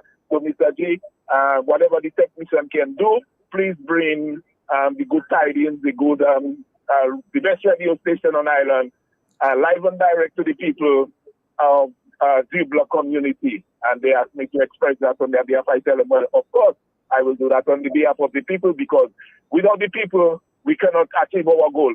So big up to Q95, big up to the program, and big up to the chief. Oh, how proud I am to the Kalinago territory and the people. Big up, one love, and let's continue the hard work. And tomorrow, give Sherwin a call and talk about these things, see what we can do for Dublin. All right. Okay, so Thompson, really and truly, we have a couple of questions here for you. Somebody said, what can you do? And you have to make a commitment that if you get to be the Prime Minister of Dominica and your party is in office, then you have to do something in the Kalinago territory to help this historic chief that we have. You can see he has a lot of ideas. Yes, Mr. J, this is an interesting proposition, and it's something that I have thought about. And the good thing is, this particular issue that is being faced by the Kalinago people, where the land is held basically in common, is not a situation that I'm not used to. I've encountered that in my work in Africa. In some countries, they have this exact same problem where the land is held in common, but there are ways of going around it. So what I can promise the caller is that we'll examine these possibilities in terms of how you can get around that particular arrangement so that people can have access to the land. Because what you really want is for people to be able to access the land if they need a loan and so on as collateral and that kind of thing. There are innovative ways out there where that particular issue has been dealt with. And what I can promise, Annette, is that when we have the leadership of this country, we'll look into how we can ease that particular problem for the Kalinago people. Can you also, Lambi, let's take the call. But I wanted to tell Tom he has a promise to get back their $10 million for them too. Let's take the call, Lambi. Caller, please go ahead. Good evening. Good evening. Can you hear me? Can you hear me? Good evening. Yes, we're hearing you. Again, I really want to give commendation to Ms. Annette Thomas Sanford on her victory. By just listening to her this evening, they outlined in her plan and program for the Kari territory or the Kalinago space. I must give a commendation again. I mean, we have seen our young men and women of Dominica being abused by government to get scholarship. You have to actually go to bed with them. And I really want to commend you for the plan and the program for pushing your young men and women of the Kari territory to higher heights to get a scholarship. You don't have to go to bed with somebody. All they have to do is just present themselves and just come with the CV. And that I have the other information. I'm willing to work with you. I will talk to you off here. You know, I'm ready. I want to work with you guys. See you. I mean, I see the kind of quality you have. You know, you're very transparent. You're a hardworking woman. You're a fighter. Again, gentlemen, it is very important that we try to mobilize, grassroots mobilization in order for us to take back our country. Because we cannot have this guy just being in our country. I mean, it is just sickening. We listen to the parliament and we see about this question of the ministers, the so-called kindergarten ministers. I mean, come on, this is sharp contrast to what we have on the opposition side. Gentlemen, we have to take back Dominica. I mean, we have to, gentlemen. On that note, I want you all to stay blessed and nothing less. Good night. Love you. Yeah, thanks a lot. Appreciate that. Landy, you let me know if there's a call. We'll just take it. I want to give the people a chance to bond with Annette tonight because most of all, I want Dominicans at home and abroad to be aware that there is something happening. You know, elections have consequences. And Annette, really, you can see she has the brief already. She's talking to her people and they're with her. She's already been helping people for years. They're ready. They're on the cusp of trying to build a new life for many of these young people whose really lives are not as good as they should be in their own country, while they see foreigners coming out and just getting rich overnight. And I mean, the indigenous people in Dominica must be given the consideration. So certainly, I made a glib comment a while ago about this 10 million, but it seems to me that the chief and her council are going to have to look into this because if 10 million is missing, somebody has to give an account for it. Am I on the right track on it? Definitely, that is something that we would look into. You know, it has been an ongoing discussion for a number of years and raised by several people within the community. But I'm hoping that when I get in there, I can look and see what happened exactly and then take the necessary steps to ensure that we get the funds back, because the Kalinago people need the funds. It's not that we don't need it. We need the funds, and there are lots of things that we can do with this money. And the funds belong to you because they were given to you by another country, specifically Exactly. to the people of the country. Dr. Andrew, your thoughts on some of that, really? Yeah, well, again, leadership matters. Simple as that. Leadership, enlightened leadership, servant leadership matters. And it seems, based on what I've heard Ms. Sanford said this evening, she's obviously given thought to some of these essential attributes of honest servant leadership. And she's obviously prepared to put those attributes into action. What we need is a vision for the same type of leadership on a national scale. A leadership where you don't have to ask, why is it that only 4% of budget allocations were spent? Why is it that you do not have a people's budget? The budget is basically encompasses hundreds of millions of dollars for an airport. And even to this day, there are persons who have significant apprehensions about whether that money will come to fruition. That kind of expenditure is taking place at a time when many Dominicans either lack jobs or they are working poor, or many of them are on pension and whatever stipend they get cannot meet their monthly needs. At a time when, quite frankly, you have persons, as I said, who still are grappling with the effects of natural disasters, with very little assistance, even after international NGOs have given the political directorate money to assist Dominicans. Not even that has been forthcoming. We live at a time when persons still own $800 a month if they earn anything.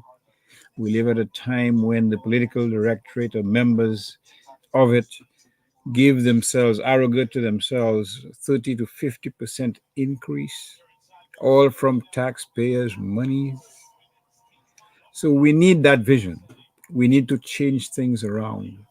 We need to get the people working for themselves, working to ameliorate themselves, because clearly it is further subjugation that they can experience with the attitude manifested by this government. And we deserve better than that. I mean, I was listening to Mr. Linton talking about the strides that St. Kitts has made in the tourist industry since 2004. In that year, the annual number of tourist visitors by cruise was on about 240,000. Dominica was 300. In 2024, the annual number of visitors, cruise ship, I believe, is on about 1 million, while Dominica is still languishing at the same levels that it had 24 years ago. So you tell me, where is the progress? Where is Annette is a nurse? She knows better than I the conditions at the China Friendship Hospital. She could tell us the deprivations, and it's not a matter of the poor attitude of nurses, quite frankly. They're only as good as the support that they are given in terms of equipment, in terms of the environment to enable them to do or to be the best that they can be. So we need a fundamental attitudinal change. We need to change everything to give Dominicans hope that they can take care of themselves, their children have a better future, and Dominica can be a more caring place than it is now. It could be ridden, it could, hopefully, the leadership could get rid of this blatant and patent political victimization, evidenced by DOASCO demanding money for water on the day after this momentous victory. How pathetic. Thank you.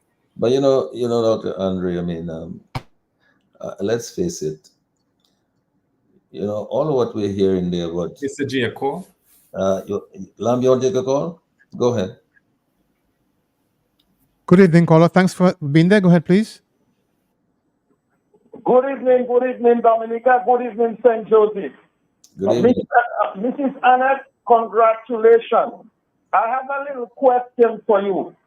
Do you really believe the car is getting, when the tourist season, when the ships come into Dominica, do you believe the car territory benefiting?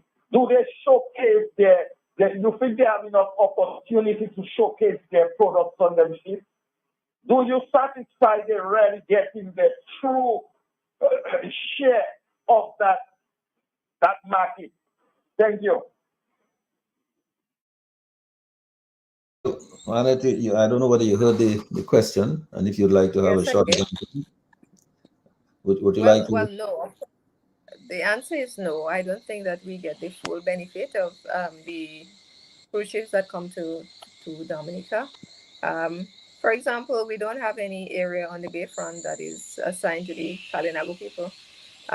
Not one Kalinago person own a spot in that area. So most of the times, a few of them wait in the territory, and if the people decide to come to do a visit, then they will benefit. But in terms of benefiting directly, we have a lot of progress to do in that area.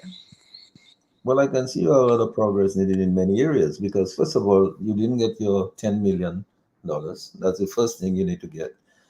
Secondly, it seems to me that if a government loves a people so much that have been voting for them for so long, a hurricane passed, and up to now, the toilets cannot be fixed in a venue where they have the cultural activities. That doesn't sound right.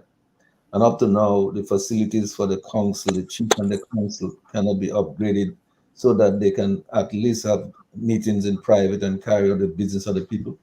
What I would say is this, something always happens. Every time there's some felt need like that, and then we go about doing a little radiothon to make the money to listen. Sometimes the government rush in and say, okay, no, we do it, then we'll do it. So if necessary, let us know, Annette, if we have to do something to raise some funds to fix those two facilities. Because you see, when we do that, you get some people who are building materials say, okay, I may not be able to put cash, but I can put building materials. Some contractors might say, okay, yes, I can come and actually do the construction of the thing without charging a fee. Some people might say, I can put some cash to buy this or that or the other. So if you want us to do that, Q95 will undertake to work with you to get that done, to fix up the council's office so that you can have your meeting, and to also try to fix up to repair these facilities at this venue. Because if you have to build your culture and make a living off it, because cultural industries are key these days. You know, some people make a lot of money from that. If you're not able to use your venues in a way that is comfortable so visitors can feel comfortable, we'll try to help you to get that sorted out. So let us know. Lambi, you want to take another call? Yes. Caller, you still there? Go ahead, please.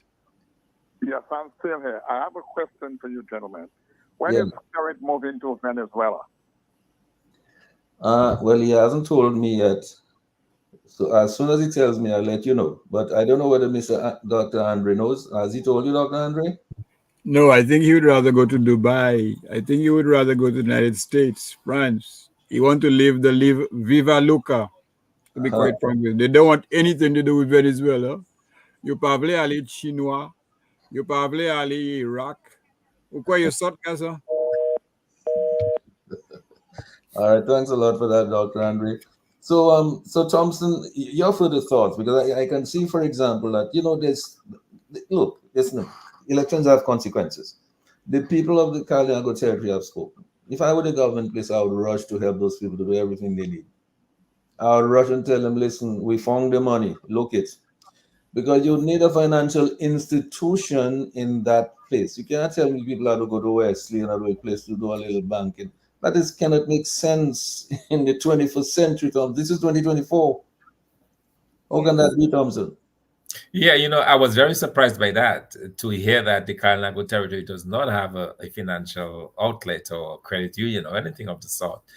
It shows again, how much they are put. And by the way, who owes them that $10 million? Is the government, right? Is that the money that were given by Hugo Chavez many years ago? That is my understanding. Government of Venezuela, yeah.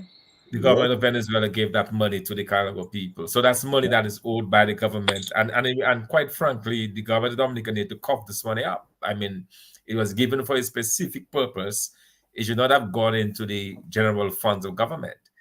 It should really be given to the Kalinago people because, as I said, they need it, for all sorts of reasons, all sorts of fixes that need to be done in the territory. So I think so much more that can be done, and I really think, as I said, given the historic importance of the Kalinago people to Dominica, to the region, there is a lot more that we can do.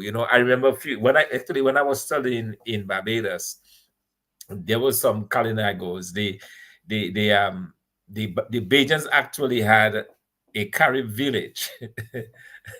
They actually had a Carib village. They imported a few Kalinagos from Dominica, and they set up a little, igloo, and they tukul and so on and so on. They had that as a major tourist attraction in Barbados, using Dominica Kalinagos. So I think there's a lot that we can do around that because there is that interest worldwide in the Kalinago people. And I think there's a lot more that needs to be done in that regard. And quite frankly, government can support the efforts of the Kalinago Council as they move forward, and should support the efforts of the Kalinago Council as they move forward. Yeah, well, Thompson, I remember we had a discussion with Anita Bully, Alwyn Bully's wife, the late Alwyn Bully's wife. And she revealed to us the plan that Alwyn had for the botanical gardens. A very nice plan there. And one of the main features of that plan, there would be a permanent stage, there would be permanent exhibition facilities, and that was going to be run by the Kalinago people. In other words, and that would be this area in the gardens would be a big attraction for the people coming on all the story ships. So they would all go there, and then they would spend money there, and the Kalinago people would be in full control of the stage and in full control of the bars and in full control of all the exhibitions of art and craft and so on, and they could make money. It seems to me that this thing should be done. I'm hearing about all kind of thing about bowling alley in the botanical garden. Why not just do that and let the people benefit? And then Annette tells us that, I mean, the Kalinago people don't even have a spot on the bayfront. Yeah, the visitors are coming and there's some expenditure. How can that be? These are your original people. If you love your people so much, Why is it that you're not putting them on the front? But I think this is the question. Can't we just do that? It doesn't sound Yeah. that hard. Yeah. Yeah, So no, absolutely, absolutely, Mr. G. I agree with you. There needs to be a lot more visibility of the Kalinago people. It seems like we just kind of push them aside, in the territory. But as you said, there must be a way, and I think that idea of having them in a more permanent sporting roso where they have more visibility, I think is an excellent idea. You really need to expose them more and really make more opportunities available to them as a people. no, but the point is the people are ready to do business. It's not like they're asking for a handout. The people are ready to do business, and the young people are very enterprising. Some of the people who the art and the craft, they're very good at it. They've been doing it for a long time. They've passed the art form down generations. They're ready to do business. They're not asking for a handout. They're asking for a hand up. That's what they ask for, not a handout. So I fully understand the dilemma that you have, Annette, but I know that you're up to the task. And I know that the same way that you've been doing it, you'll continue at a higher level now that you become the chief. And I believe people, as you can hear the pourings of people are calling, people are going to be willing to help. And I think you have to build on that because you have to make it available so that people can help it. And that is why we will try to, if you're able to and you like to, we'll do a day program on the radio in which we will open up all of this to the world and let people know how they can assist at this stage. And then at another stage and at a later stage to build enterprise in the Kalinago territory, and not only in the territory, but for Kalinago people to be able to come out of the territory and do work in the mainstream economy. There's absolutely no reason why they must not also participate in. I mean, listen, we have maybe what 60% of the stores in Roseau are Chinese people. How did that happen? Why couldn't we have Kalinago people in 60% of the stores in Roseau? Why is Chinese people we have there? You see what I'm saying? So something needs to be done. We have to change the psyche. But then again, if you have a government in office for 24 years and they do the same thing the same way every time, do you expect to get a different result? And every time I hear the conversation about the CBI program and all those resources that are not accounted for properly, you say to yourself, really and truly, why is Dominica having any problem? Why are the people in the Kalinago territory having any problem to put a financial institution there? All they have to do is just set aside $50 million, make that available to the people, to the council along there. Let them do their business. That is all. What is wrong with that? It's Dominica citizenships that have been sold. And the indigenous people were the indigenous people, they were here first. It is their country. What is wrong? So some people who, Dr. Andre, help me out with this. A few fellas they went into this citizenship program and they decided they're going to build a hotel in the north, in the Carbridge area. And I understand before they even sold one hotel room or one Johnny Cake in a hotel restaurant, they took away $160 million as a commission. I don't understand why it is that the Kalinago people cannot have that. Well, sometimes we get the government what we deserve. But that is just one example. That is just one piece of evidence amidst a whole closet of evidence that who benefits from Dominica's largesse through the sale of passports are a small group of disciples and foreigners, foreign mercenaries who've come to Dominica without so much as a penny, and they leave millionaires. But to add insult to injury, some of them are even being given diplomatic posts, diplomatic positions that many of us don't even know about. So we like to prate about colonialism.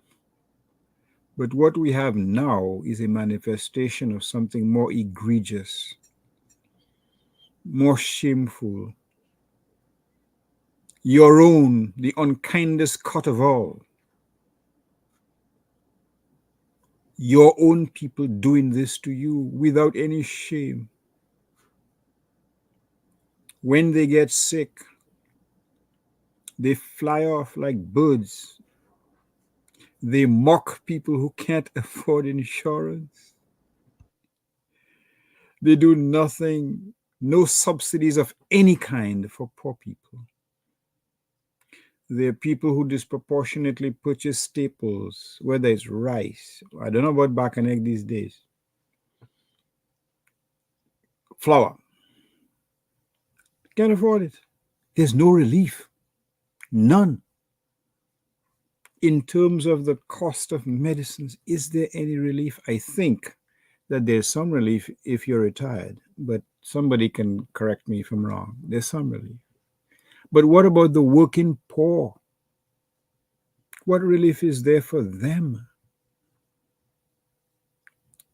There is no attempt to say, well, look, let us at least for a category of persons, let us at least adopt some type of subsidies for these folk to provide them some relief.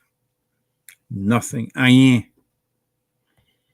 The whole attitude is, if I can afford to buy Johnny Walker Black, then to hell with everything else. But we get the government you deserve. At a time when Dominica is awash, well, not Dominica per se, but the sale of passports have brought in so much wealth. You have that wealth coexisting peacefully with deprivation, with poverty, with cynicism. Look at the territory, the Kalinago territory. Look at other parts of Dominica. Look at the young people disproportionately involved in activities that bring them no type of economic salvation. But nothing's been done with it. Nothing has been done. It's like these folks have decided the poor will be with us always. So there's nothing we're going to do to ameliorate their situation. Nonsense. So hopefully there is a turnaround of that type of nihilism, that type of attitude where we have been bludgeoned into passivity. And hopefully we can get some hope that people can rescue themselves, at least start the process. Bear in mind that every journey begins with one small step. So that things will not change overnight, but with the right attitude, things can change. There are organizations, thankfully, that I know will assist the Kalinago territory, particularly if there's evidence that there is good governance, that there is servant leadership in that community, and that there are people or leaders who are hell-bent in making a difference in changing this sorry scheme of things entire. So that's how we have to look at it. There is hope. And if we can be instruments of that resurgence of the territory, then hopefully we can obviously inspire Dominicans, not just in the territory, but Dominicans all over Dominica. So it is up to us to change what has gone on for the last 24 years. Thanks. Yeah, Thompson, it's up to us. The only problem is that we did not even get a chance to discuss our electoral reform and that budget, that famous budget that we've been having for years, that are not delivering much for the ordinary people in Dominica. We'll have to come back to discuss it another night because you see the time is not on our side. And I wanted to come to, because for your closing remarks, Thompson, because I know that there will be opportunities for the indigenous people through the United Nations. There are many opportunities there, and I'm pretty sure that as the new chief, Annette will have opportunities to attend, do visitations with the UN, and there might be things that are coming up very shortly that she may have to get on board very quickly. They will meet all your expenses to attend some of those things and to really to work together, to collaborate with indigenous people all over the world to do a number of projects. And you might be able to get some of that assistance right there. So Thompson, your closing remarks on this? Yeah, sure. No, absolutely. I think I'm very, very happy to support what you just indicated, and it's something that I'm sure Annette will be made aware of, if she has not already, will soon be made aware of, in terms of that particular opportunity to have more access to the indigenous peoples across the world and support from that organization to the Kalinago people. So that is certainly something that she will be made aware of. But also, Annette, there was the Kalinago Development Fund that the government of Dominica established, I think, a couple of years ago. Is that fund still operational, and other people benefiting at all from this fund?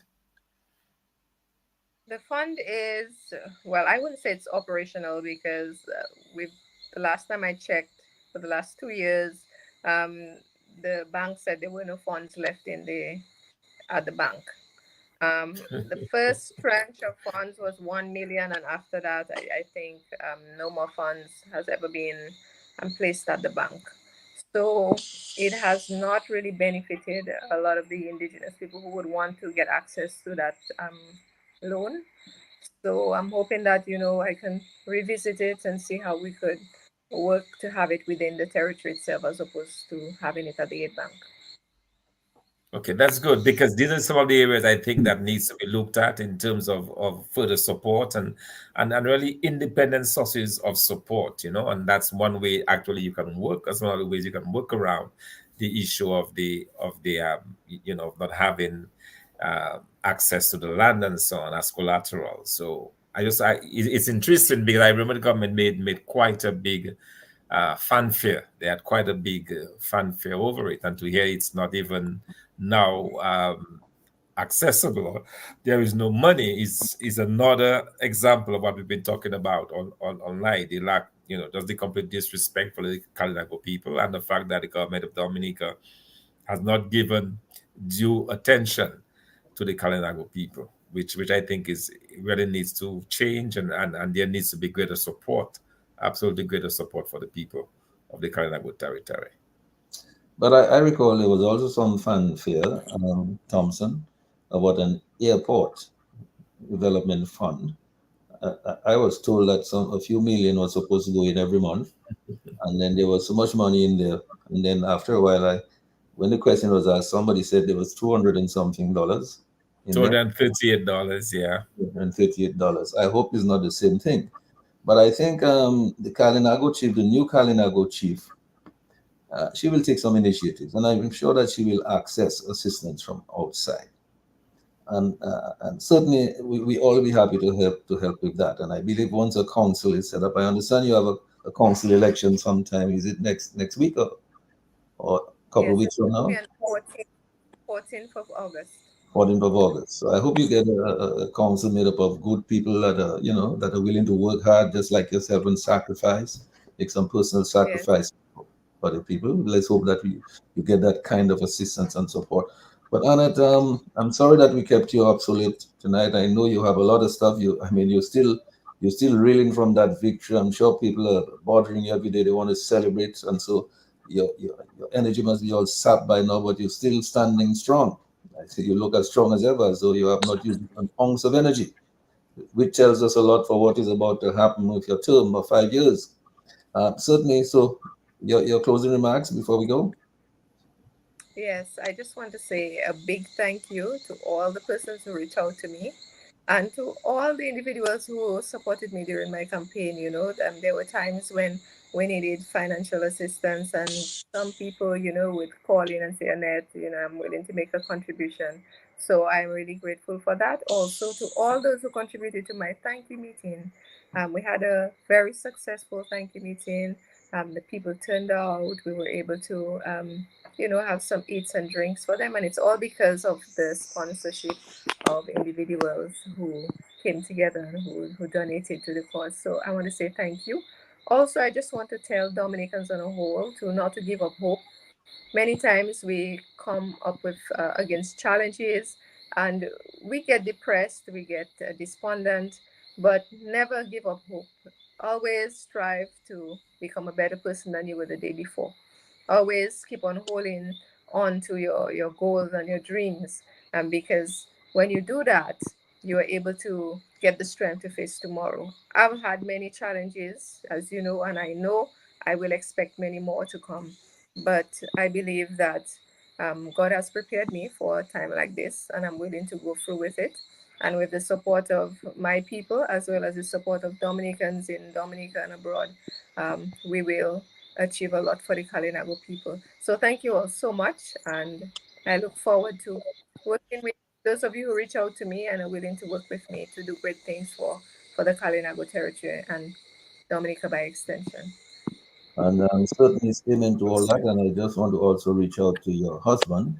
I'm sure that he has been working side by side with you and playing his part as usual. You know, men play their part sometimes, right? And I'm Yes, sure one of definitely. those. He has been a source of strength and support all through. Exactly. From the time we met, you know, Yes. even throughout my studies and throughout this campaign, he has really been there. And he was targeted as well, you know. We were targets. People tried to say a lot of things about us, try to destroy our character, but we stood strong, and the people did not relent. They stood with us, and Right. we are successful. So yes, my husband has been a great support to me, and I'm thankful for that. I'm sure of that. And let's not forget the children because they didn't see mommy for quite some time during the campaign. So That is true. yeah, that's Yes, and and they're kind of happy now that I'm home with them a little bit. exactly. So we're enjoying the time. Yes. Yeah, Dr. Andrew, before I go to you for the final remarks for the last word, I just wanted to again reach out and recognize the people. Everybody, so many people are still with us on Facebook and on YouTube here. I just want to say, everybody, so thank you so much for being here tonight. I don't think we had enough time, and because of those technical difficulties, we didn't have enough time for Annette to come through so much that she's doing. And I believe there's many people out there who will want to offer some assistance in some of the programs and projects and some of the things that she needs to put in place right away. So we will give you another opportunity to do that. Then again, as I go to Dr. Andre, I want to leave with you the fact that the UN is there. There's a lot of assistance that can be forthcoming from that institution. So you need to prepare yourself to take full advantage of that. And whatever help you need, we can probably find people who can help you to make sure you have full access as quickly as possible. Dr. Andre, you have the final word? Yeah, let me say again, thank you for your listenership. Those who've stayed with the program, who've listened to us, who've been inspired by Miss Sanford, and those who dream for a better Dominica, because I think there is a virtual unanimity of opinion that we need a better Dominica. There are many of our compatriots who may not wish to say it too loud, because again, they fear that they will be deprived of the crumbs that have been handed to them. And others, like trained monkeys, particularly on a certain radio station, will regurgitate all the filth that they hear from some corrupted lawyers in Dominica. But again, amidst all despair, there is hope, as Annette has said. There is hope. There is hope, and the Kalinago people, quite appropriately, given their historical role in development in Dominica, they have shown that there is indeed some hope. And you don't only just have to look at the Bible, for example, of overcoming obstacles, overcoming disadvantages, of overcoming leaders who are only too quick to wield a stick or a sword over vulnerable persons.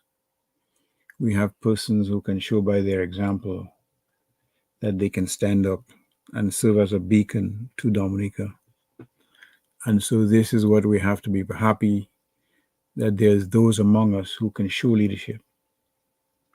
And so we thank Annette, we thank the Kalinago people, we thank those who've stood up, who've called your radio station, Mr. G, who for their actions have faced tremendous persecution, not because they've done anything wrong, but because they have the audacity of hope, the audacity to stand up and say, this is not right. I am going to use my meager resources to try to change things, because what happens in Dominica is unsustainable. Why should persons be calling radio stations begging for their money owed to them? Why should persons be calling the radio begging for the gratuity owed to them? Why should persons come to the radio lamenting the fact that their jobs were literally stolen from them? Why should persons come to the radio indicating that they have not been given any assistance when less deserving persons receive things? Why should it be the case that Dominicans abroad have been given houses, while those more desirous of need go without? That has to change. And as I said, every journey begins with a small step. And I hope that what happened in the Kalitago territory is that small step we need to bring Dominica back to the place where it should be. So, in summary and in conclusion, I thank your listeners. I thank your panelists for enlightening all of us. And I thank Lambi for his dedication, even amidst a sea of challenges, let's put it this way. So, good evening and have a great night.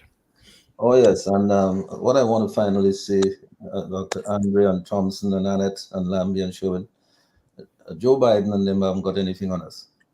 We have our own Kamala Harris. She looks like her. Oh? Sorry. I was talking to myself. Okay. All right. But the point I'm making is that, Annette, there's a lot of goodwill. You have a lot of political capital. You earned a lot of social capital. And I think that you will make good use of it because people will gravitate to you to help. And we are encouraging people to do that. So as I say good night, I just want to thank again so many folks who are still with us on Facebook.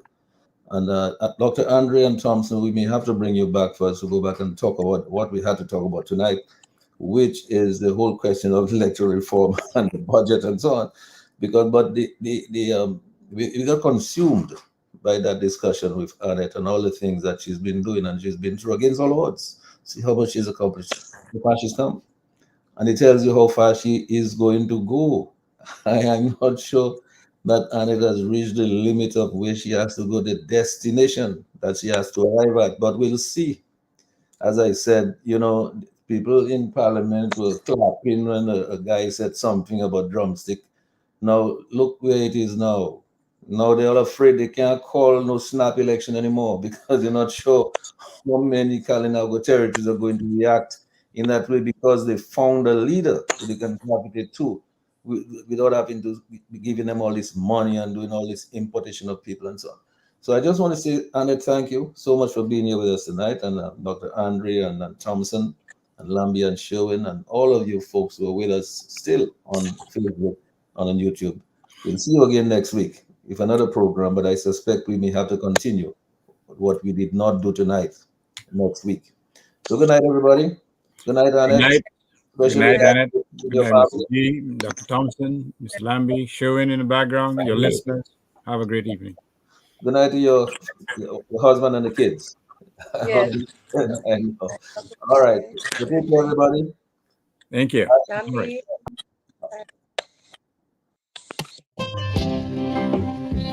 Oh, na na na na na. Oh, na na na na na.